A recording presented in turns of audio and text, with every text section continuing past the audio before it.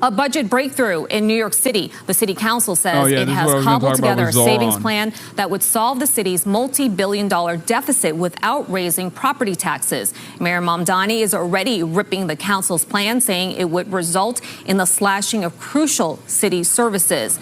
Pix 11's chief political reporter Henry Rossoff joining us now live in the newsroom try to help us make sense of all of this. Henry. Well, it's understandable, surely, if New Yorkers have a little bit of whiplash here. So just to recap very quickly, the mayor has said the city's budget is in such bad shape you might have to raise property taxes, and the council wasn't happy with that, and now they say that's not necessary. They have their own savings plan. The mayor disputes that. The two sides have been going back and forth on social media really all afternoon, and hanging in the balance are important, kitchen table issues that all of us care about, taxes, schools, and many, many more things that New Yorkers need.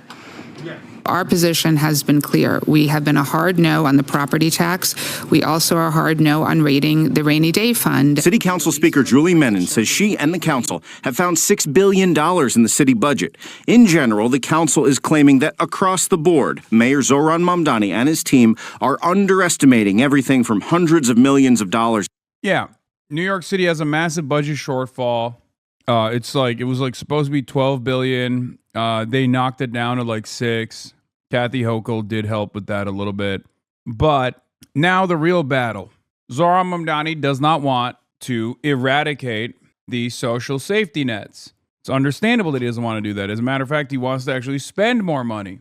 Problem is, the speaker was specifically chosen for being at odds with Zohran's agenda. And I had heard that she was wealthy, but I did not know exactly how wealthy she was.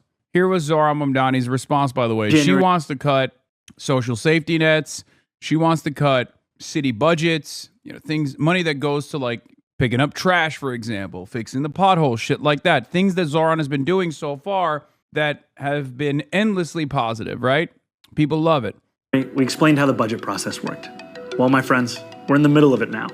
Council Speaker Julie Menon just released her budget proposal. Her plan claims to close the city's $5.4 billion fiscal gap without taxing the rich or cutting services. The problem is, that's not what it would do. If her proposal was adopted, it would result in slashing billions of dollars from agency budgets, and working New Yorkers would pay the price. It double counts savings, overestimates revenues, exaggerates savings on interest payments. And in the midst of this historic budget deficit, the Speaker's $6 billion proposal asks Albany for just one thing: more time to reduce class sizes. My position? Tax the rich. Make sure the wealthiest New Yorkers and most profitable corporations pay their fair share. End the drain. For a long time, the state has taken more from the city than the city's received in return. And I'm working with Albany to change that. Without it, our deficit won't disappear. It will repeat, year after year, asking future generations to shoulder the burden. We will solve this budget crisis, but I'm not going to let it come at your expense. This is what New Yorkers voted for. Nick Field says, Zohran is fighting hard against City Council Speaker Julie Menon. First with this official video on her budget proposal, and quite possibly second with this item from a progressive investigative news site. Now, I don't think this is Zohran doing it, but here's what Lever's article is. David Sirota's operation, The Lever. Fantastic work, as always. The rich don't want to tax the rich. As the Speaker of the New York City Council blocks Mayor Zohran Mamdani's proposed increased taxes on the ultra-wealthy, she's hiding her family's own multi-million-dollar portfolio. The Lever's Luke Goldstein reports that Julie Menon and her husband hold a vast personal fortune, potentially worth tens of millions of dollars, including a $22 million Hamptons mansion, several luxury condos on the Upper East Side listed as their residence, and company private jets, none of which appear on her financial disclosure.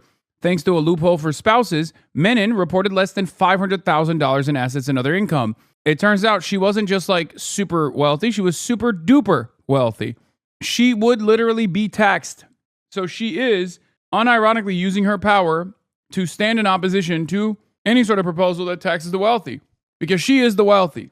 Streamer wealthy? Brother, you have a very broken understanding of how wealthy streamers are if you think streamers have multiple private jets. Like, I think the only streamer, there's only like one streamer, I think, that could have that level of wealth. And not even, I guess like maybe XQC. Like not even Kai Cenat has like multiple private jets level of wealth, dude. People are so funny. They're saying I show speed. Like Mr. Beast is the other one, but he's not a streamer. Yeah, I'm over here, as always, finding myself talking about taxing the wealthy, as always. And motherfuckers are like, well, oh, says you. This level of wealth is on a totally different income bracket regardless. But who cares? Yeah, tax me, motherfucker. Anyway, it's totally insane how unbelievably wealthy she is. And it makes a lot more sense why she's doing everything in her power to stop this from happening. In tax revenue to millions more coming the city's way from building permit fees. At the same time, the council is suggesting the city can save money on a laundry list of items like education contracts, facilities, even basic supplies like fuel, postage, and printing. But the biggest single savings coming from the city council is a claim that thousands of city job vacancies will remain vacant for some time, adding up to $860 million. We're not saying these positions shouldn't be hired. We're just saying they haven't been. And it does take time to do the hiring. But Mayor Zohran Mamdani immediately called out the council's plan as a return to the budget games of years past. He says it will do nothing to fix the city's underlying issues. Speaker Menon's preliminary budget proposal would result in slashing billions of dollars from agency budgets, which would force the city to cut services. Double counting previously identified savings, overestimating revenues, and exaggerating debt service savings does nothing to close a deficit. The speaker flatly refutes that claim. There are so many different items in this list where we are able to responsibly reach savings without doing cuts on services whatsoever. We're not at the point where we need to do cuts.